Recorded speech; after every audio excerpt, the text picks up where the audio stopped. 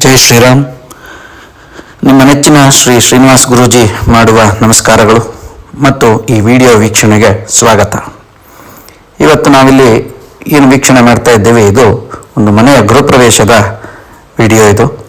ಇದರಲ್ಲಿ ನಾನು ಮತ್ತು ನನ್ನ ಜೊತೆ ಒಂದು 5 ಜನ ಸಂಗಡಿಗರೊಂದಿಗೆ ಈ ಗೃಹಪ್ರವೇಶ ಕಾರ್ಯಕ್ರಮವನ್ನು ಮಾಡಿಸಿದ್ವಿ. ಅದರ ಒಂದು ವಿಡಿಯೋವನ್ನು ಇಲ್ಲಿ ನಾವು ನಿಮಗೆ ನೋಡಿಸ್ತಾ ಇದ್ದೀವಿ. ಈ ಗೃಹಪ್ರವೇಶ ಕಾರ್ಯಕ್ರಮದಲ್ಲಿ ಮೊದಲನೇದಾಗಿ ಗಂಗೆ ಪೂಜೆ, ಗಣಪತಿ ಪೂಜೆ, ವಾಸ್ತುಶಾಂತಿ ಮತ್ತು ವಾಸ್ತು ಪುಣ್ಯಾಹ, ನವಗ್ರಹ ಶಾಂತಿ, ಮೃತ್ಯುಂಜಯ ಶಾಂತಿ ಮತ್ತು ವಾಸ್ತು ಮಂಡಲಾರಾಧನೆ ಮತ್ತು ಸುದರ್ಶನ ಮಂಡಲಾರಾಧನೆ, ಹೀಗೆ ಹಿಂದಿನ ದಿವಸದ ಕಾರ್ಯಕ್ರಮಗಳು. ಮತ್ತು ಹಿಂದಿನ ದಿವಸ ವಾಸ್ತು ಹೋಮ, ರಕ್ಷಯಜ್ಞ ಹೋಮ ಮತ್ತು ಸುದರ್ಶನ ಮಹಾ ಯಂತ್ರರಾಜವನ್ನು ದರ್ಶನ ಮಾಡಿ ಪೂಜೆಯನ್ನೆಲ್ಲ ಮಾಡಿದ್ವಿ. ನಂತರ ಬೆಳಗ್ಗೆ ಗೃಹಪ್ರವೇಶ, ಗೋಪೂಜೆ, ಬಲಿಹರಣ ಮತ್ತು ಲಕ್ಷ್ಮೀ ಪೂಜೆ ಇತ್ಯಾದಿ ಕಾರ್ಯಕ್ರಮಗಳೆಲ್ಲವೂ ಕೂಡ ಈ ವಿಡಿಯೋದಲ್ಲಿ ನಾವೀಗ ಕಾಣ್ತೇವೆ.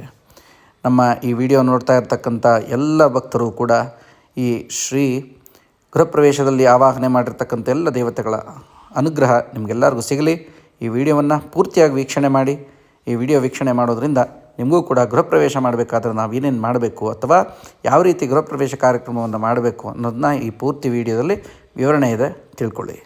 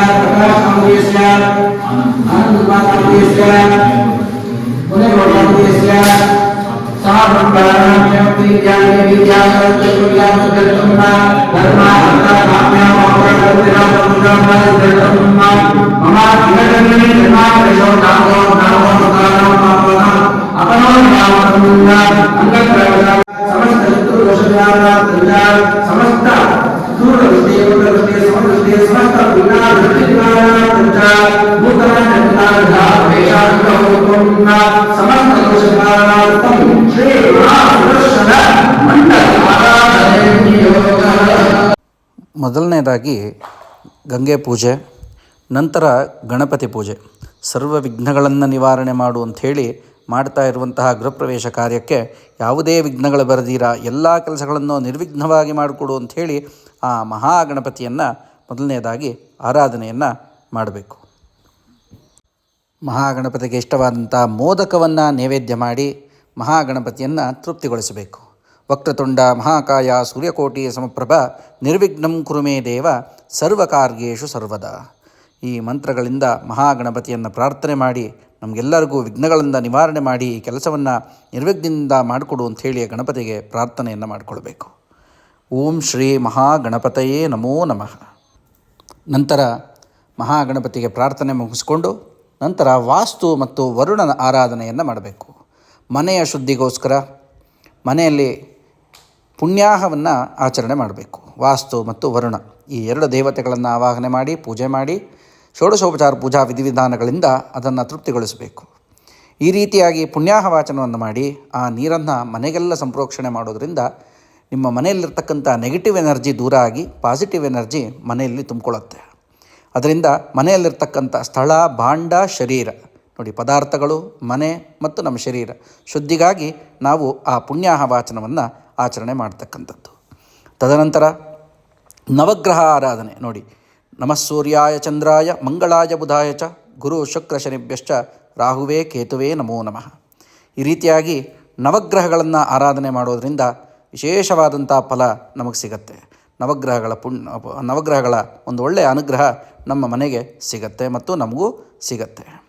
ನಂತರ ನಮಗೆ ವಾಸ್ತುಪುರುಷನನ್ನು ಆರಾಧನೆ ಮಾಡೋದರಿಂದ ನಮ್ಮ ಮನೆಯಲ್ಲಿರ್ತಕ್ಕಂಥ ಸಮಸ್ತವಾದ ಕೆಟ್ಟ ದೃಷ್ಟಿಗಳೆಲ್ಲ ನಿವಾರಣೆ ಆಗುತ್ತೆ. ನಂತರ ಮಹಾಲಕ್ಷ್ಮಿ ಮತ್ತು ಮಹಾವಿಷ್ಣು ಮತ್ತು ಪಾರ್ವತಿ ಸಮೇತ ಪರಮೇಶ್ವರ, ನೋಡಿ ಇಲ್ಲಿ ಕಾಣ್ತಾ ಇದ್ದೇವೆ ನಾವು, ಪಾರ್ವತಿ ಸಮೇತ ಪರಮೇಶ್ವರ, ಗಣಪತಿ ಮತ್ತು ಶ್ರೀ ಲಕ್ಷ್ಮೀನಾರಾಯಣ, ಲಕ್ಷ್ಮೀ ಸಮೇತನಾಗಿರ್ತಕ್ಕಂಥ ಲಕ್ಷ್ಮೀನಾರಾಯಣ, ಹೀಗೆ ಪ್ರತಿಯೊಂದು ದೇವತೆಯನ್ನು ನಾವು ಆವಾಹನೆ ಮಾಡಿ ಪೂಜೆ ಮಾಡೋದರಿಂದ ಒಳ್ಳೆಯ ಉತ್ತಮವಾದಂಥ ವಿಧಿಯನ್ನು ಮತ್ತು ಒಳ್ಳೆಯ ಅನುಗ್ರಹವನ್ನು ನಾವು ಕೂಡ ಪಡಿಬೋದು. ಇದು ಪ್ರಧಾನ ದೇವತೆ. ನಮ್ಮ ಮನೆಯಲ್ಲಿ ಯಾರು ಪ್ರಧಾನ ದೇವತೆಯಾಗಿರ್ತಾರೆ ಆ ಪ್ರಧಾನ ದೇವತೆಯ ಕಳಶವನ್ನು ನಾವು ಮೇಲ್ಭಾಗದಲ್ಲಿರಿಸಿ ಪ್ರಧಾನ ದೇವತೆ ಅಂಥೇಳಿ, ಪ್ರಧಾನ ಕಳಶ ಅಂಥೇಳಿ ನಾವು ಅದನ್ನು ಪೂಜೆ ಮಾಡ್ತಕ್ಕಂಥ ವಿಧಿ. ನೋಡಿ ಇಲ್ಲಿ ತುಂಬ ಚೆನ್ನಾಗಿ ಸುಮಾರು ಅಂತಂದರೆ 1 2 3 4 5 6 ಥರದ ಹೂವುಗಳಿಂದ ಅಲಂಕಾರವನ್ನು ಮಾಡಿ ಪ್ರಧಾನ ಕಳಶಕ್ಕೆ ಅಲಂಕಾರವನ್ನು ಮಾಡಿ ಪ್ರಧಾನ ದೇವತೆ ಅಥವಾ ಕುಲದೇವತೆಯನ್ನು ಆವಾಹನೆ ಮಾಡುವಂತಹ ವಿಧಿ. ಈ ರೀತಿಯಾಗಿ ಕಳಶ ಸ್ಥಾಪನೆ ಎಲ್ಲ ಮುಗಿಸ್ಕೊಂಡು ಎಲ್ಲ ದೇವತೆಗಳಿಗೂ ಆವಾಹನೆ, ಪೂಜೆ, ಷೋಡಶೋಪಚಾರ ಪೂಜಾ ವಿಧಿವಿಧಾನಗಳನ್ನೆಲ್ಲ ನೆರವೇರಿಸಿಕೊಂಡು ನಂತರ ಯಾವ್ಯಾವ ದೇವತೆಗಳನ್ನು ನಾವು ಕರೆದಿದ್ದೀವಿ ಆಯಾ ದೇವತೆಗಳಿಗೆ ಹವಿಸ್ಸನ್ನು ಕೊಡ್ತಕ್ಕಂಥದ್ದು, ಅಂದರೆ ಹೋಮವನ್ನು ಮಾಡ್ತಕ್ಕಂಥದ್ದು. ಮೊದಲನೇದಾಗಿ ಗಣಹೋಮವನ್ನು ಆಚರಣೆ ಮಾಡ್ತೇವೆ. ನಂತರ ವಾಸ್ತುವರ್ಣ ಹೋಮವನ್ನು ಆಚರಣೆ ಮಾಡ್ತೇವೆ. ನಂತರ ರಕ್ಷಯಜ್ಞ ಹೋಮವನ್ನು ಮಾಡ್ತೇವೆ. ಈ ರೀತಿಯಾಗಿ ಅಘೋರ ಹೋಮವನ್ನು ಮಾಡಿ ಮಹಾ ಸುದರ್ಶನ ಹೋಮವನ್ನು ಕೂಡ ಆಚರಣೆಯನ್ನು ಮಾಡ್ತೇವೆ. ಜೊತೆಗೆ ನವಗ್ರಹ ಹೋಮಾದಿಗಳನ್ನು ಕೂಡ ಆಚರಣೆ ಮಾಡಿ ಬಲಿ ಹಾಕುವುದು ಇದೆ. ಅನ್ನವನ್ನು ಆಚೆ ಕಡೆ ಬಲಿ ಹಾಕಿ ಕುಂಬಳಕಾಯನ್ನು ದೃಷ್ಟಿ ತೆಗೆದು ಮನೆಗೆ ಹೊಡೆಯುವಂಥ ವಿಧಿ ಇದೆ. ನಂತರ ವಿಧಿಪೂರ್ವಕವಾಗಿ ಹಿಂದಿನ ದಿವಸ ಇಷ್ಟೆಲ್ಲ ಕ್ರಮಗಳನ್ನು ಹಿಂದಿನ ದಿವಸ ಎಲ್ಲ ಕ್ರಮಗಳನ್ನು ಮಾಡಿಕೊಡ್ಬೇಕು. ಆ ಮನೆಯಲ್ಲಿ ನೆಮ್ಮದಿ, ಸುಖ, ಶಾಂತಿ ವಾತಾವರಣ ಇರಬೇಕು ಮತ್ತು ಆ ಮನೆಯಲ್ಲಿ ಲಕ್ಷ್ಮೀ ನಿವಾಸ ಆಗಬೇಕು. ಆ ಮನೆಯಲ್ಲಿ ಯಾವಾಗಲೂ ಕೂಡ ಸ್ಥಿರವಾಗಿರ್ತಕ್ಕಂಥ ಮಹಾಲಕ್ಷ್ಮಿಯ ಆವಾಸ ಸ್ಥಾನ ಆಗಬೇಕು ಅಂಥೇಳಿ ಆ ಪೂಜಾ ವಿಧಿವಿಧಾನಗಳನ್ನೆಲ್ಲ ಮಾಡಬೇಕಾಗತ್ತೆ. ಇದು ನೋಡಿ ಗಂಗೆ ಪೂಜೆ ಮತ್ತು ಮಾರನೇ ದಿವಸ ಬೆಳಗ್ಗೆ ಎದ್ದು ಯಾವ ಬ್ರಾಹ್ಮಿ ಮುಹೂರ್ತದಲ್ಲಿ ನಾವು ಇಟ್ಕೊಂಡಿದ್ದೀವಿ ಮುಹೂರ್ತ, ಆ ಟೈಮಲ್ಲಿ 5 ಚೊಂಬುಗಳನ್ನು ಇಟ್ಟು 5 ಚೊಂಬು ಅರಶಿನ ಕುಂಕುಮ ದಾರವನ್ನು ಕಟ್ಟಿ ಮಾವಿನೆಲೆ ಅಥವಾ ವಿಳೆದೆಲೆಯನ್ನು ಇಟ್ಟು ಪೂಜಾ ವಿಧಿವಿಧಾನಗಳನ್ನು ನಾವು ಗಂಗೆ ಪೂಜೆಯನ್ನು ಆಚರಣೆ ಮಾಡಬೇಕು. ಮತ್ತು ಧಾನ್ಯ ಲಕ್ಷ್ಮಿ ನೋಡಿ, ಒಂದು ತಟ್ಟೆಯಲ್ಲಿ ಎಲ್ಲ ವಿಧವಾದಂಥ ಧಾನ್ಯಗಳನ್ನು ಇಟ್ಕೊಂಡು ನಾವು ಗೃಹಪ್ರವೇಶ ಸಮಯದಲ್ಲಿ ಒಳಗಡೆ ತಗೊಂಡು ಬರಬೇಕು. ಮತ್ತು ಅದರ ಜೊತೆಯಲ್ಲಿ ತರಕಾರಿಗಳನ್ನು ಕೂಡ ತರಬೇಕಾಗತ್ತೆ. ಮತ್ತು ಗೃಹಪ್ರವೇಶ ವಿಧಿವಿಧಾನಗಳನ್ನೆಲ್ಲ ಬಾಗಿಲಿಗೆ ಹೊಸಲು ಪೂಜೆ ಇದನ್ನೆಲ್ಲ ಮಾಡಿಕೊಂಡು ಹೊಸಲಿಗೆ ಪಂಚಲೋಹದ ಮಳೆಯ ಕಾಸನ್ನು ಹೊಡೆದು ಪೂಜಾ ವಿಧಿವಿಧಾನಗಳನ್ನೆಲ್ಲ ಮುಗಿಸ್ಕೊಂಡು ತೆರೆ, ದರ್ಪಣ ಅಂದರೆ ಕನ್ನಡಿಯಲ್ಲಿ ನಮ್ಮ ಮನೆಯನ್ನು ನೋಡಿಕೊಂಡು ಗೃಹಪ್ರವೇಶ ಒಳಗಡೆ ಬಾಲಗಾಲನ್ನು ಇಟ್ಕೊಂಡು ಸೇರಿನ ತುಂಬ ಅಕ್ಕಿಯನ್ನು ಹಾಕಿ ಆ ಸೇರನ್ನು ಒದ್ಕೊಂಡು ಬಲಗಾಲು ಮನೆಯ ಒಳಗಡೆ ಇಟ್ಟು ಪ್ರವೇಶ ಮಾಡಿ ಗೃಹಪ್ರವೇಶವನ್ನು ನಾವು ಮಾಡಬೇಕಾಗತ್ತೆ. ಅದರ ಜೊತೆಯಲ್ಲಿ ಗೋಪೂಜೆಯನ್ನು ಮಾಡಿ ಗೋವನ್ನು ಒಳಗಡೆ ಬಿಟ್ಟು ನಾವು ಕೂಡ ಅದರ ಹಿಂದೆ ಬರಬೇಕು. ಈ ರೀತಿಯಾಗಿ ಗೃಹಪ್ರವೇಶವನ್ನು ವಿಧಾನಗಳಿಂದ ನಾವು ಕೂಡ ಮಾಡಬೇಕಾಗತ್ತೆ. ನಂತರ ಮನೆಗೆ ಬಂದ ತಕ್ಷಣ ಒಳಗಡೆ ಗೃಹಪ್ರವೇಶ ಮುಗಿಸಿ ಒಳಗಡೆ ಬಂದ ತಕ್ಷಣ ಹಾಲನ್ನು ಉಗಿಸ್ಬೇಕು. ನೋಡಿ, ಹಾಲನ್ನು ಉಗಿಸೋದ್ರಿಂದ ಹಾಲು ಶುಭದ ಸಂಕೇತ. ಇಲ್ಲಿ ಮನೆಯಲ್ಲಿರ್ತಕ್ಕಂಥ ದುಷ್ಟಶಕ್ತಿಗಳನ್ನೆಲ್ಲ ಓಡಿಸಿ ಒಳ್ಳೆಯ ಶುಭ ಆಗುವಂತಹ ಸಂಕೇತ ಆ ಹಾಲನ್ನು ಉಗಿಸೋವಂಥದ್ದು. ಹಾಗೆ ಮನೆಯಲ್ಲಿ ಕೆಲವರು ಸ್ಟವಲ್ಲಿ ಉಗಿಸ್ಬೇಕಾ ಅಥವಾ ಒಲೆಯಲ್ಲಿ ಉಗಿಸ್ಬೇಕಾ ಅಂತ ಕೇಳ್ತಾರೆ. ನಮಗೆ ಅನಾದಿ ಕಾಲದ ಸಂಪ್ರದಾಯ ಏನು, 4 ಇಟ್ಟಿಗೆಯನ್ನು ಇಟ್ಟು ಕಟ್ಟಿಗೆಯನ್ನು ಅಂಟಿಸಿ ಆ ಬೆಂಕಿಯಲ್ಲಿ ನಾವು ಹಾಲನ್ನು ಉಗಿಸೋದ್ರಿಂದ ಶುಭವಾಗತ್ತೆ ಅಂತ ಹೇಳ್ತಾರೆ. ನಂತರ ನಮ್ಮ ಕುಲದೇವತಾ ಪ್ರಾರ್ಥನೆ ಮಾಡಬೇಕು. ಅನ್ನಪೂರ್ಣೇಶ್ವರಿಯನ್ನು ಪ್ರಾರ್ಥನೆ ಮಾಡಬೇಕು. ಧಾನ್ಯಲಕ್ಷ್ಮಿಯನ್ನು ಪ್ರಾರ್ಥನೆ ಮಾಡಬೇಕು. ಈ ರೀತಿಯಾಗಿ ನಮ್ಮ ಅಡುಗೆ ಮನೆಯಲ್ಲಿ ಏನೇನು ವಸ್ತುಗಳನ್ನು ಇಟ್ಕೊಳ್ತೀವಿ ಆ ವಸ್ತುಗಳನ್ನೆಲ್ಲ ತೊಗೊಂಡು ಬಂದು ಅಲ್ಲಿ ಇಟ್ಕೊಂಡು ನಾವು ಕೂಡ ಪೂಜೆಯನ್ನು ಮಾಡಬೇಕಾಗತ್ತೆ. ನೋಡಿ, ಇಲ್ಲಿ ನೀವೇನು ಕಾಣ್ತಾ ಇದ್ದೀರಿ ನೋಡಿ, ಎಲ್ಲ ಲೈನಾಗಿ ಇಟ್ಟಿದ್ದಾರಲ್ಲಿ. ಇದೇ ರೀತಿಯಾಗಿ ಶುಭ್ರವಾದ ವಸ್ತ್ರಗಳನ್ನು ಹಾಕ್ಕೊಂಡು ಹೊಸ ಬಟ್ಟೆಯನ್ನೇ ಧರಿಸಬೇಕು. ನೀವು ಯಾರು ಗೃಹಪ್ರವೇಶಕ್ಕೆ ಕೂತ್ಕೊಳ್ತೀರಿ, ಮನೆ ಮೇಲೆ ಯಾರು ಕೂತ್ಕೊಳ್ತೀರಿ, ಒಳ್ಳೆಯ ಹೊಸ ಬಟ್ಟೆಗಳನ್ನೇ ಹಾಕ್ಕೊಳ್ಬೇಕು. ಒಳ್ಳೆಯ ಹಾರಗಳನ್ನು ಹಾಕ್ಕೊಂಡು ನೀವು ಕೂಡ ಆ ಪೂಜಾ ವಿಧಿವಿಧಾನಗಳಲ್ಲಿ ಪಾಲ್ಗೊಳ್ಬೇಕು. ನೋಡಿ, ಇಲ್ಲಿ ನಾವೇನು ಕಾಣ್ತಾ ಇದ್ದೇವೆ, ಇದು ಇಲ್ಲಿ ಪ್ರಧಾನ ದೇವತೆ.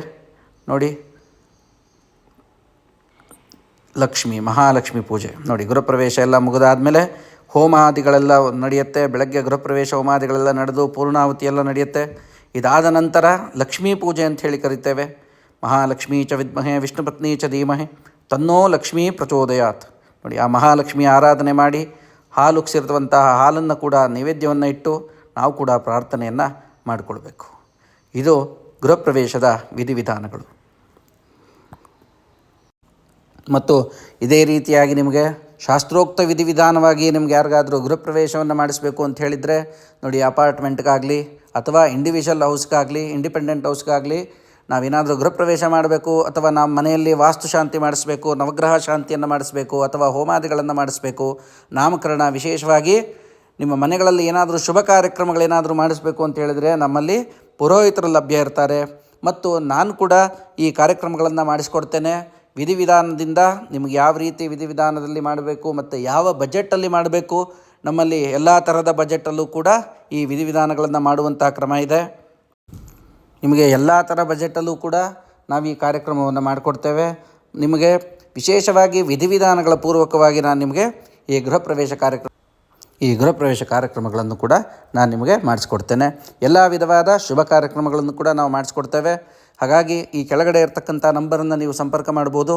ಮತ್ತು ಯಾವ್ಯಾವ ಗೃಹಪ್ರವೇಶ ಕಾರ್ಯಕ್ರಮಗಳು ಅಥವಾ ಯಾವ್ಯಾವ ಕಾರ್ಯಕ್ರಮಗಳಿಗೆ ಎಷ್ಟೆಷ್ಟಾಗುತ್ತೆ, ದುಡ್ಡು ಎಷ್ಟಾಗುತ್ತೆ, ಯಾವ ರೀತಿ ಮಾಡಿಸ್ಕೊಡ್ತೇವೆ, ಎಲ್ಲ ವಿಚಾರಗಳನ್ನು ಕೂಡ ನೀವು ಕೂಡ ಫೋನ್ ಮಾಡಿ ನೀವು ತಿಳ್ಕೊಳ್ಬೋದು. ಮತ್ತು ಅಲ್ಲೇ ಬಂದು ಕೂಡ ನಿಮ್ಮ ಮನೆಯನ್ನು ನೋಡಿ ಅಥವಾ ವಾಸ್ತು ಪರಿಶೀಲನೆ ಮಾಡೋದಿದ್ದರೆ ವಾಸ್ತು ಕೂಡ ನೋಡಿ ಪರಿಶೀಲನೆ ಮಾಡಿ ನಿಮಗೆ ಯಾವ ರೀತಿ ಯಾವ ಪೂಜೆ ಮಾಡಿದ್ರೆ ಒಳ್ಳೆಯದಾಗತ್ತೆ, ಈ ರೀತಿಯಾದಂಥ ಮಾಹಿತಿಯನ್ನು ಕೂಡ ನಾನು ನಿಮಗೆ ಕೊಡ್ತೇನೆ. ಎಲ್ಲರಿಗೂ ಒಳ್ಳೆಯದಾಗಲಿ, ಶುಭವಾಗಲಿ. ಜೈ ಶ್ರೀರಾಮ್.